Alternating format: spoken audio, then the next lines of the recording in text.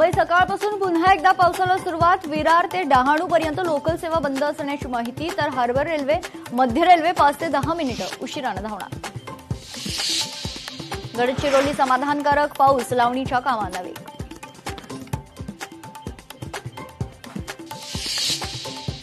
गुजरातमध्ये जवळपास 40 पर्यटक पुराच्या पाण्यात अडकलेत. जालना आणि परभणीतील पर्यटक असल्याची माहिती.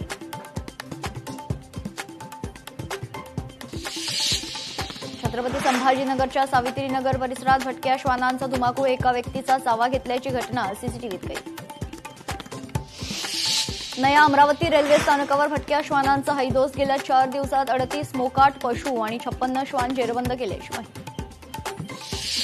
साताऱ्याच्या आंबेनळी घाटात धबधब्यांची मुक्त उधळण, निसर्ग सौंदर्य पाहण्यासाठी पर्यटकांची गर्दी.